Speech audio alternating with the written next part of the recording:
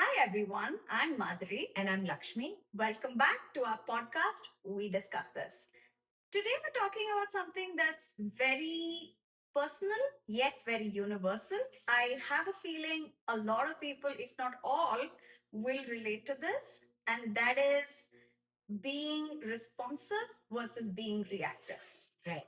So, have you ever received a text and immediately responded to that, and then immediately, regretted that? Or it could be you're at an event and someone says something and you snap back almost instantly, or made a decision whether it was in anger, fear, or frustration. And Right. most times I feel like, when we have these experiences, we think that the problem is external.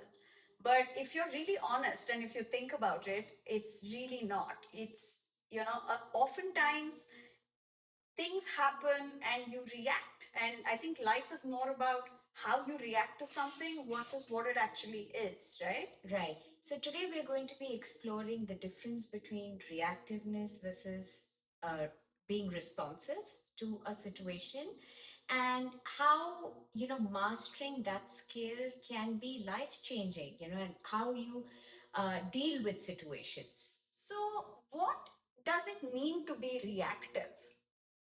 To my mind, I think it's something that happens very automatically. There's not really any conscious thought behind it. There's no, you're not really thinking of intent. You're not really thinking of why something was said. You just react, and that could happen because of things that trigger you based on your fears, based on insecurities, past experiences, different kinds of things that we've gone through that have made us a little bit more cagey. It could be any of that. For example, you're having a conversation and somebody says something that might trigger one of your insecurities, and you get defensive about it. Or a work meeting where somebody is actually giving you feedback and you take that as criticism and you react defensively. So it could be so many little things. It could be conversations that that just sparks off something in you where you're not really paying any thought. You're just going off of your natural wiring, right? Whatever that could be. And is it a good or a bad thing to be reactive? I think it could be it could lead towards a more destructive side, because a lot of times life doesn't come with it doesn't have to be defensive, or if it doesn't have, you don't owe something a reaction immediately. Sometimes it's always good to take that feedback, take whatever is happening, and you know let yourself be a little bit more introspective. Let yourself, you give yourself that pause before you say something. It could be useful. uh, is it a bad thing? No, I think it's more of a survival wiring. It's not right or wrong. It's just how life has shaped us. So, why are we so reactive, right? And this could be because of hidden triggers. Now, these hidden triggers could be anything such as past experiences, it could be the stress that you've been living with in that moment or in that current situation. It could also be on the lines of unmet expectations, right? Where you expect a certain thing at a certain situation, but that's not what has been the outcome. It could also be the feeling of being unappreciated and unheard, because I think a lot of us do tend to feel that, and quite often, right?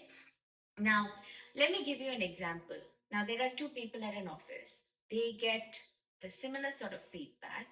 One person takes it very constructively and they take it very positively, but the other person takes it as an attack, a personal attack, right? So, I think the difference isn't the feedback, but it is the story that you are telling yourself because of these hidden triggers. So, the cost of what is the cost of living reactively? In your relationships, it could look like a lot of misunderstandings, arguments, fights. which don't need to happen at work. It could be wrong decisions, snap sort of judgments, which are not constructive to yourself or your growth. It could be just missed opportunities, because if you're someone who's just reactive, and you don't really think of what it is that you're being faced with, a lot of times, it comes across also as just, lack of maturity. So that could lead to opportunities that are missed. Yeah, absolutely. With regards to health, imagine, it could cause chronic stress, anxiety, and even emotional exhaustion and burnout, right? Because of the way you've reacted to something. So you need to probably pause and think as to how many of the problems in your life are based because of the situation, and how many are because you've been reactive to a situation, right? So the difference between reacting and responding, I mean, they're clearly two different things. To be reactive, it's like a very automatic, very knee-jerk, very impulsive, uh, very thoughtless, and often things that will make you feel regretful. Whereas being responsive is a little bit more controlled. It's a little bit more thoughtful. It's intentional, and it is something that probably aligns better with your value system. Absolutely. So I don't know if you've heard of this quote where it says, between stimulus and response, there lies a space. And in that space lies our power to choose to be reactive or responsive. That's great. Practical ways to become less reactive and more responsive. So, one is, and the most basic one is, learn to recognize your own triggers.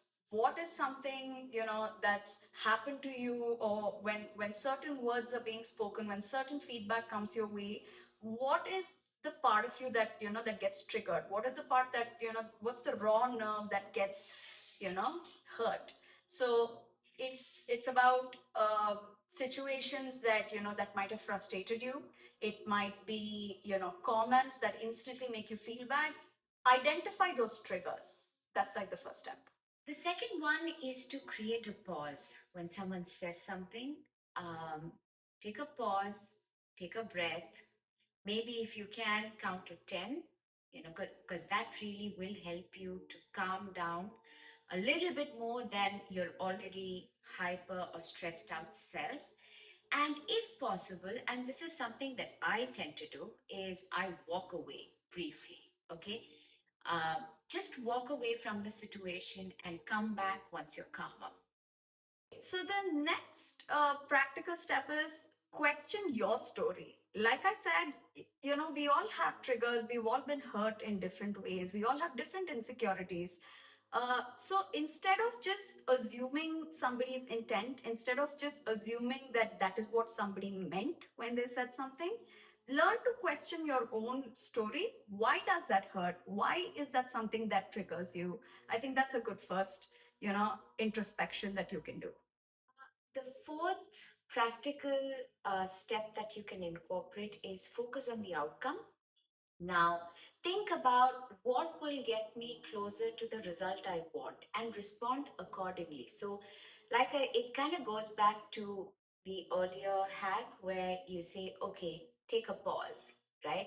Breathe, calm down, and then come back to it. So, do that and then focus on, what the end result is, and, respond accordingly rather than being reactive. Last but not the least, of course, strengthen your own mental health and your ability to sort of handle all the things that come your way.